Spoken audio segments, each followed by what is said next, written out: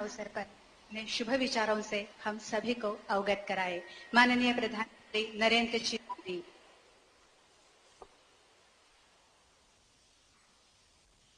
रामकृष्ण हरि, रामकृष्ण हरि।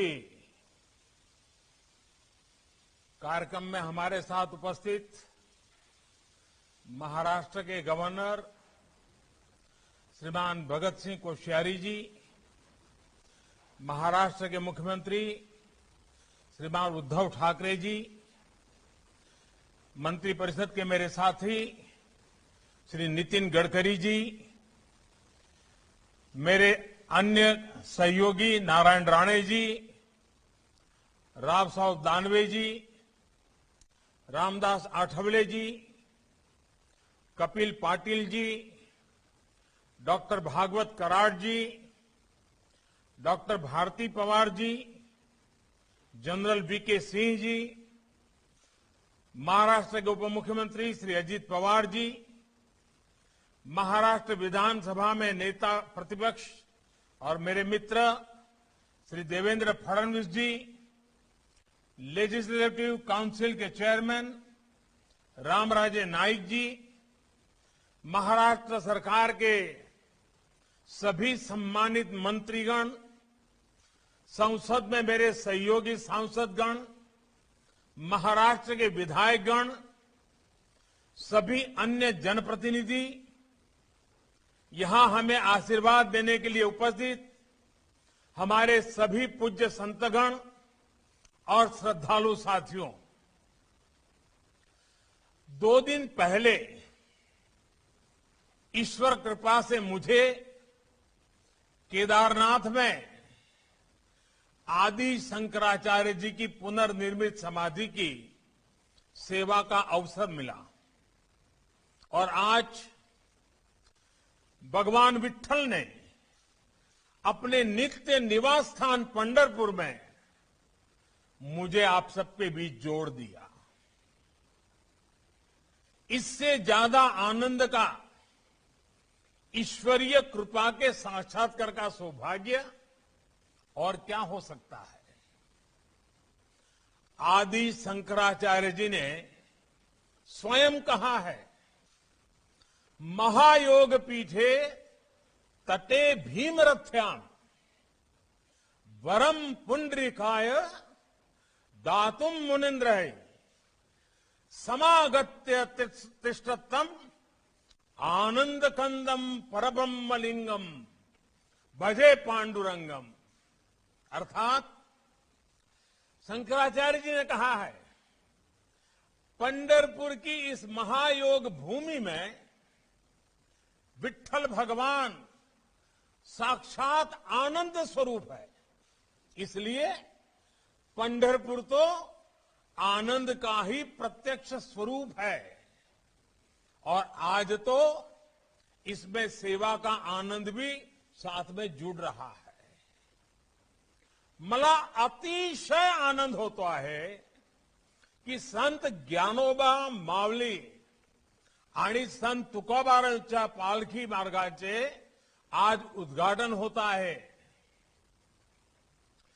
वारकऱ्यांना अधिक सुविधा तर मिळणारच आहेत, पण आपण जसे म्हणतो की रस्ते ही विकासाचे द्वार असते, तसे पंढरीकडे जाणारे हे मार्ग भागवत धर्माची पताका आणखी उंच फडविणारे महामार्ग ठरतील। पवित्र मार्गाकडे नेणारे ते महाद्वार ठरेल।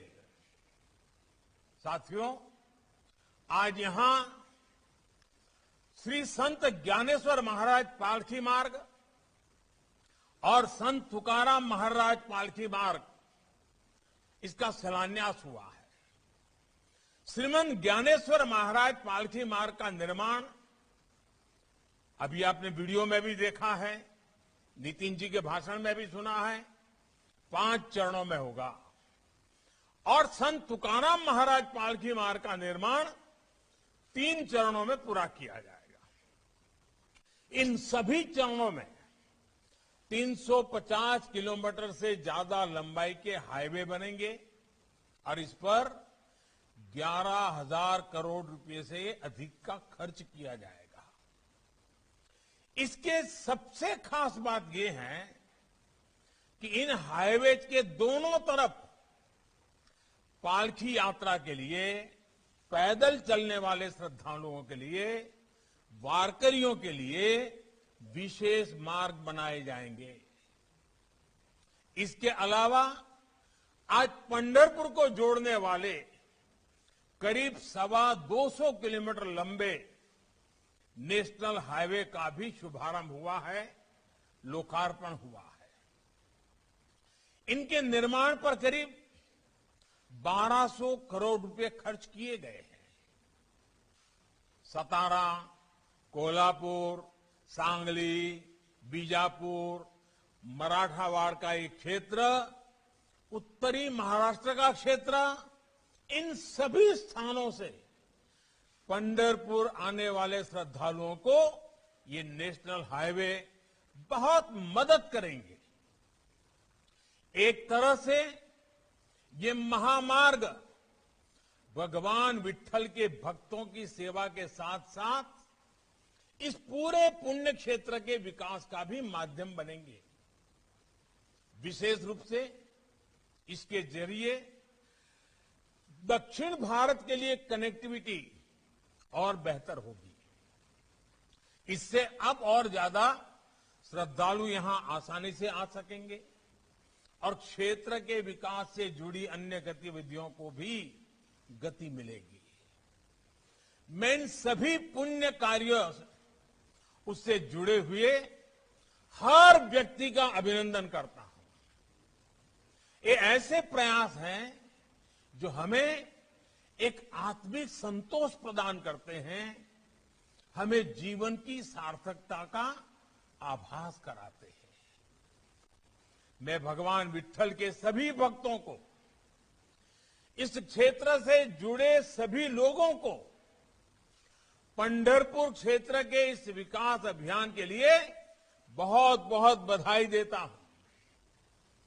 मी सर्व वारकऱ्यांच्या नमन करतो, त्यांना कोटी कोटी अभिवादन करतो।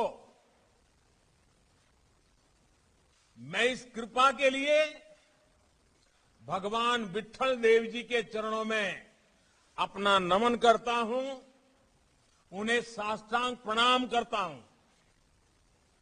मैं सभी संतों के चरणों में भी अपना नमन करता हूं। साथियों, अतीत में हमारे भारत पर कितने ही हमले हुए हैं। सैकड़ों साल की गुलामी में ये देश जकड़ा गया, प्राकृतिक आपदाएं आई, चुनौतियां आई, कठिनाइयां आई, लेकिन भगवान विट्ठल देव में हमारी आस्था, हमारी दिंडी वैसे ही अनवरत चलती रही। आज भी ये यात्रा दुनिया की सबसे प्राचीन और सबसे बड़ी जन यात्राओं के रूप में, पीपल मूवमेंट के रूप में देखी जाती है। आषाढ़ एकादशी पर पंढरपुर यात्रा का विहंगम दृश्य कौन भूल सकता है। हजारों लाखों श्रद्धालु बस खींचे चले आते हैं, खींचे चले आते हैं। हर तरफ रामकृष्ण हरि, रामकृष्ण हरि, पुंडलीक वरदे हरि विट्ठल और ज्ञानबा तुकाराम, इसका जयघोष होता है। पूरे 21 दिन तक एक अनोखा अनुशासन, एक असाधारण संयम देखने को मिलता है। ये यात्राएं अलग अलग पालकी मार्गों से चलती हैं, लेकिन सबका गंतव्य एक ही होता है। ये भारत की उस शाश्वत शिक्षा का प्रतीक है जो हमारी आस्था को बांधती नहीं बल्कि मुक्त करती है, जो हमें सिखाती है कि मार्ग अलग अलग हो सकते हैं, पद्धतियां और विचार अलग अलग हो सकते हैं, लेकिन हमारा लक्ष्य एक होता है। अंत में सभी पंथ भागवत पंथ ही है और इसलिए हमारे यहां तो बड़े विश्वास के साथ शास्त्रों में कहा गया है, एकम सत विप्राह बहुधा वदंती। साथियों, संत तुकाराम महाराज जी, उन्होंने हमें मंत्र दिया है और तुकाराम जी महाराज ने कहा है, विष्णुमय जग वैष्णवाचा धर्म, भेदा भेद भ्रम अमंग, ऐकाजी तुम्ही भक्त भागवत, करालते हित सत्य करा, कोणाही जीवाचा न घडो मत्सर, वर्म सरमेश्वर पूजनाचे। यानी विश्व में सब कुछ विष्णुमय है, इसलिए जीव जीव में भेद करना, भेदभाव रखना ही अमंगल है। आपस में ईर्ष्या न हो, द्वेष न हो, हम सभी को समान माने, यही सच्चा धर्म है। इसलिए डिंडी में कोई जात पात नहीं होता, कोई भेदभाव नहीं होता, हर वारकरी समान है, हर वारकरी एक दूसरे का गुरु भाव है, गुरु बहन है, सब एक विठ्ठल की संतान है, इसलिए सबकी एक जाति है, एक गोत्र है, विठ्ठल गोत्र। भगवान विठ्ठल का दरबार हर किसी के लिए समान रूप से खुला है और जब मैं सबका साथ, सबका विकास, सबका विश्वास कहता हूं तो उसके पीछे भी तो इसी महान परंपरा की प्रेरणा है, यही भावना है। यही भावना हमें देश के विकास के लिए प्रेरित करती है, सबको साथ लेकर सबके विकास के लिए प्रेरित करती है। साथियों, पंढरपुर की तो आभा, पंढरपुर की अनुभूति और पंढरपुर की अभिव्यक्ति सब कुछ अलौकिक है। आपण म्हणतो ना, माझे म्हारे पंढरी आहे भिवरेच्या तीरी।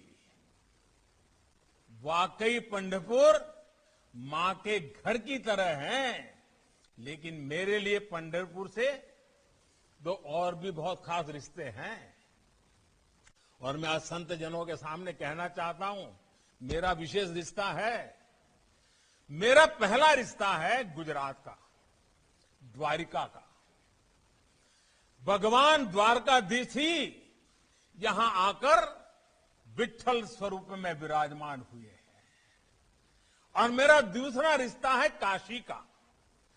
मैं काशी से हूं और ये पंढरपुर हमारी दक्षिण काशी है, इसलिए पंढरपुर की सेवा मेरे लिए साक्षात श्री नारायण हरि की सेवा ही है।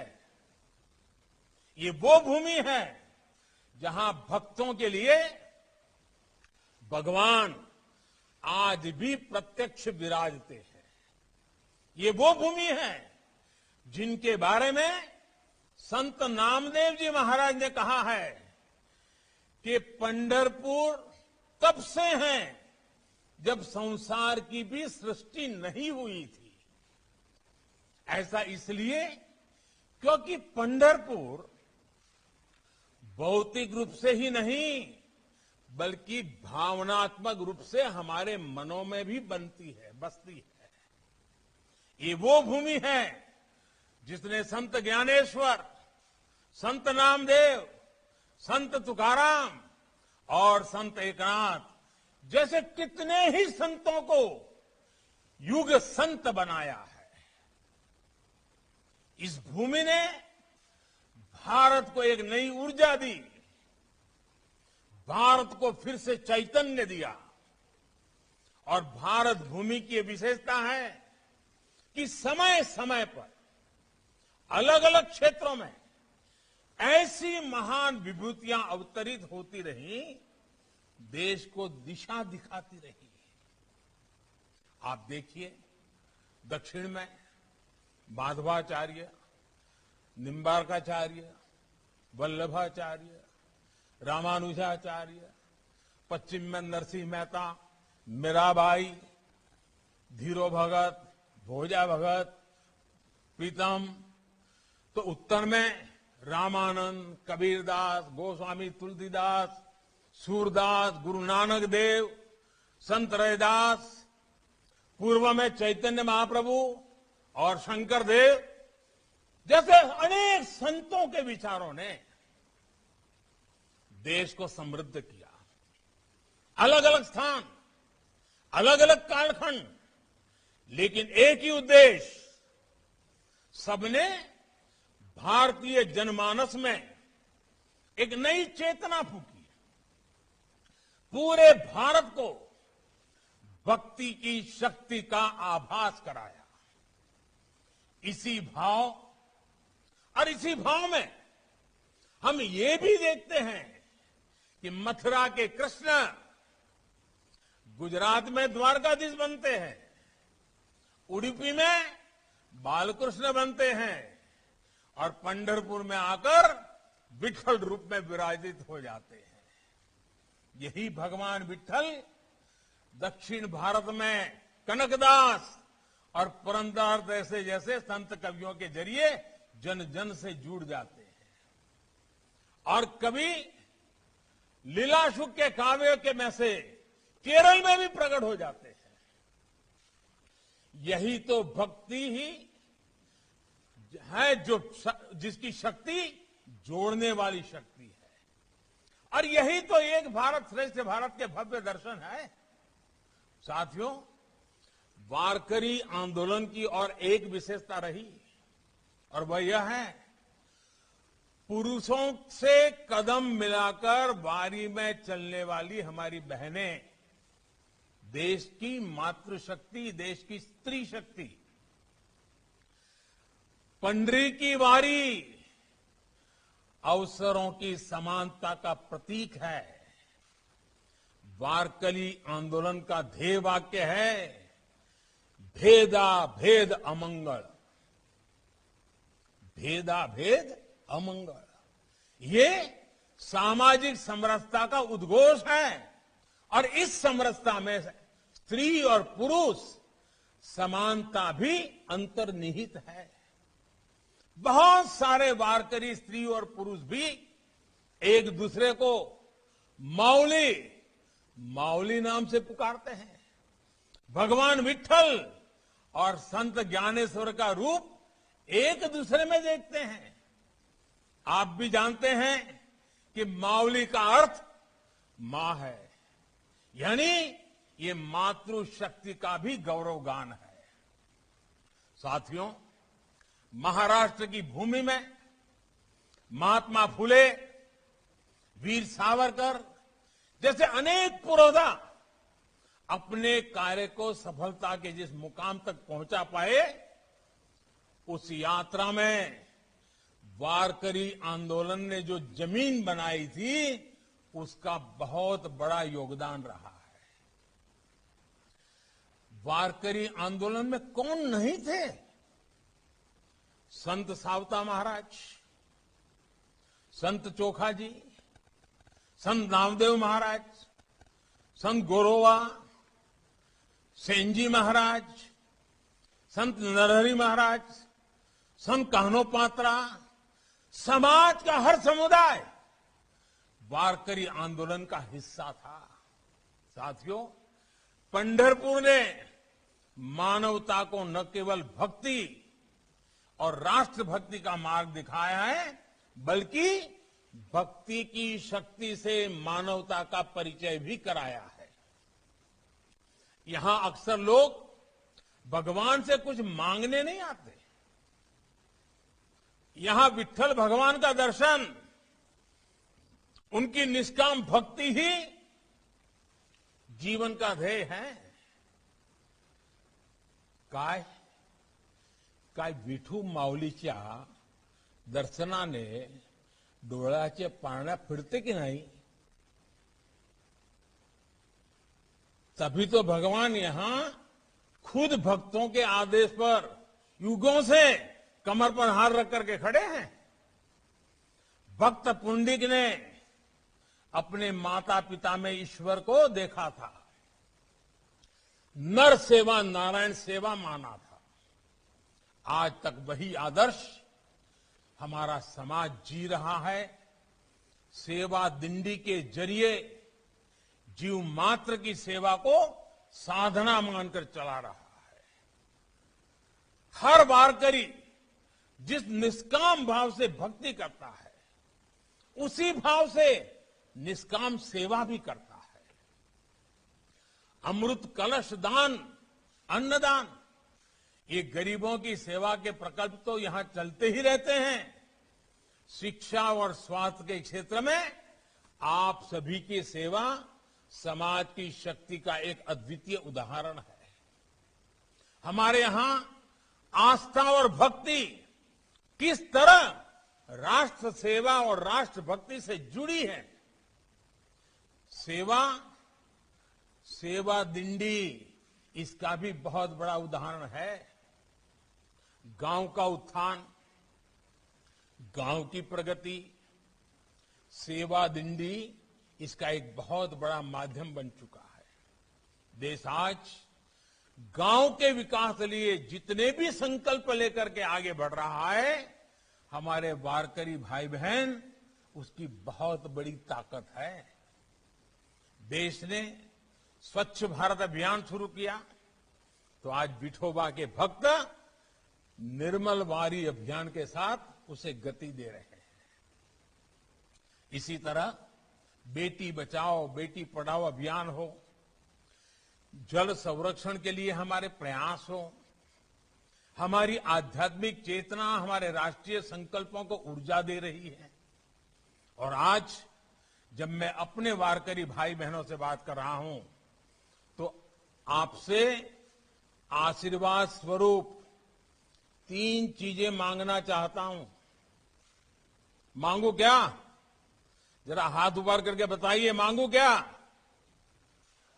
आप देंगे? देखिए, जिस प्रकार से आप सबने हाथ उठा करके एक प्रकार से मुझे आशीर्वाद दिए हैं, आपका हमेशा मुझ पर इतना स्नेह रहा है कि मैं खुद को रोक नहीं पा रहा। मुझे पहला आशीर्वाद वो चाहिए कि ये श्रीमंत ज्ञानेश्वर महाराज पालकी मार्ग का निर्माण होगा। जिस संत तुकाराम महाराज पालकी मार्ग का निर्माण होगा, उसके किनारे जो विशेष पैदल मार्ग बन रहा है, उनके दोनों तरफ हर कुछ मीटर पर छायादार वृक्ष जरूर लगाए जाएं। ये करेंगे क्या आप काम? मेरा तो सबका प्रयास है मंत्र ही है। जब ये मार्ग बनकर तैयार होंगे, तब तक ये पेड़ भी इतने बड़े हो जाएंगे कि पूरा पैदल मार्ग छायादार हो जाएगा। मेरा इन पालकी मार्गों के किनारे पड़ने वाले अनेक गांवों से इस जन आंदोलन का नेतृत्व करने का आग्रह है। हर गांव अपने क्षेत्र से होकर गुजरने वाले पालकी मार्ग की जिम्मेदारी संभाले, वहां पेड़ लगाए, तो बहुत जल्द ये काम किया जा सकता है। साथियों, मुझे आपका दूसरा आशीर्वाद चाहिए। और दूसरा आशीर्वाद मुझे ये चाहिए, इस पैदल मार्ग पर हर कुछ दूरी पर पीने के पानी की, और वो भी शुद्ध पीने का जल, इसकी भी व्यवस्था की जाए। इन मार्गों पर अनेकों प्याऊ बनाए जाएं। भगवान विट्ठल की भक्ति में लीन श्रद्धालु जब पंढरपुर की तरफ बढ़ते हैं तो 21 दिन तक अपना सब कुछ भूल जाते हैं। पीने के प्याऊ ऐसे भक्तों के बहुत काम आएंगे। और तीसरा आशीर्वाद मुझे आज आपसे जरूर लेना है, और मुझे आप निराश कभी नहीं करोगे। तीसरा आशीर्वाद जो मुझे चाहिए वो पंढरपुर के लिए है। मैं भविष्य में पंढरपुर को भारत के सबसे स्वच्छ तीर्थ स्थलों में देखना चाहता हूं। हिंदुस्तान में जब भी कोई देखे कि भाई सबसे स्वच्छ तीर्थ स्थल कौन सा है, तो सबसे पहले नाम मेरे विठोबा का, मेरे विट्ठल की भूमि का, मेरे पंढरपुर का होना चाहिए। ये चीज मैं आपसे चाहता हूं। और ये काम भी जन भागीदारी से ही होगा। जब स्थानीय लोग स्वच्छता के आंदोलन का नेतृत्व अपनी कमान में लेंगे, तभी हम इस सपने को साकार कर पाएंगे। और मैं हमेशा जिस बात की वकालत करता हूं, सबका प्रयास कहता हूं, उसकी अभिव्यक्ति ऐसे ही होगी। साथियों, हम जब पंढरपुर जैसे अपने तीर्थों का विकास करते हैं तो उससे केवल सांस्कृतिक प्रगति ही नहीं होती, पूरे क्षेत्र के विकास को बल मिलता है। जो सड़कें यहां चौड़ी हो रही हैं, जो नए हाईवे स्वीकृत हो रहे हैं, उसमें यहां धार्मिक पर्यटन बढ़ेगा, नए रोजगार आएंगे और सेवा अभियानों को भी गति मिलेगी। हम सभी के श्रद्धेय अटल बिहारी वाजपेयी मानते भी थे कि जहां हाईवे पहुंच जाते हैं, सड़कें पहुंच जाती हैं, वहां विकास की नई धारा बहने लगती है। इसी सोच के साथ उन्होंने स्वर्णिम चतुर्भुज की शुरुआत कराई। देश के गांवों को सड़कों से जोड़ने का अभियान भी शुरू किया। आज उन्हीं आदर्शों पर देश में आधुनिक इंफ्रास्ट्रक्चर पर तेज गति से काम हो रहा है।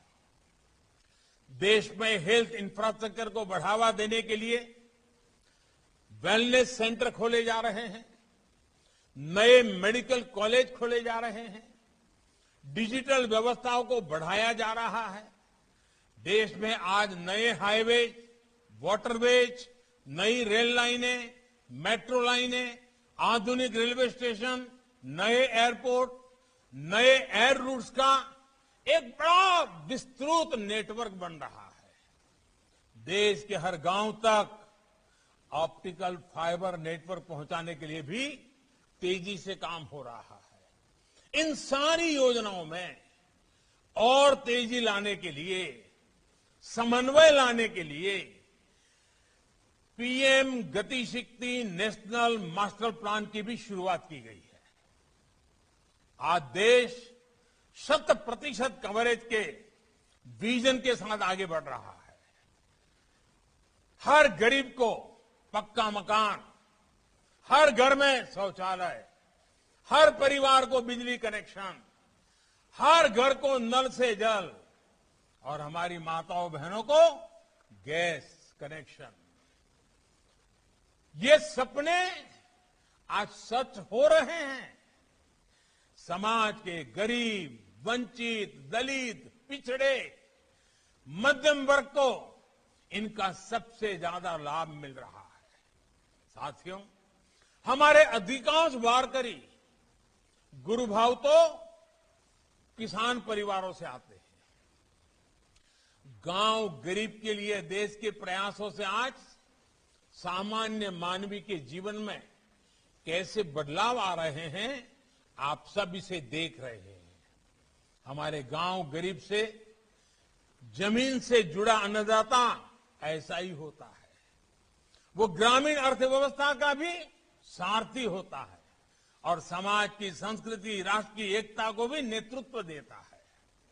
भारत की संस्कृति को, भारत के आदर्शों को सदियों से यहां का धरती पुत्र ही जीवित बनाए हुए है।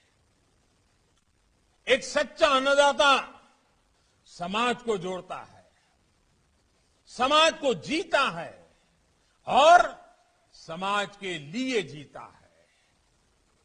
आपसे ही समाज की प्रगति है और आपकी ही प्रगति में समाज की प्रगति है। इसलिए अमृत काल में देश के संकल्पों में हमारे अन्नदाता हमारी उन्नति का बड़ा आधार है।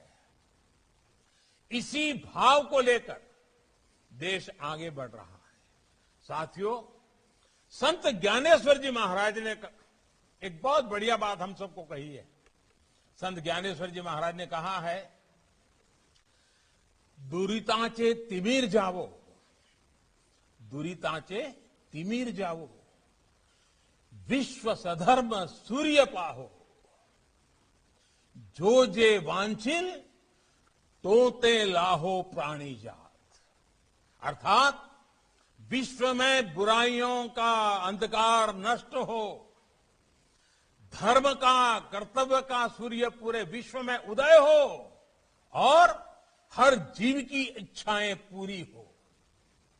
हमें पूरा विश्वास है कि हम सबकी भक्ति, हम सबके प्रयास संत ज्ञानेश्वर जी महाराज के इन भावों को जरूर सिद्ध करेंगे। इसी विश्वास के साथ मैं फिर एक बार सभी संतों को नमन करते हुए, विठोबा के चरणों में नमन करते हुए आप सभी का बहुत बहुत धन्यवाद करता हूं। जय जय रामकृष्ण हरि, जय जय रामकृष्ण हरि। आदरणीय पंतप्रधान नरेंद्र जी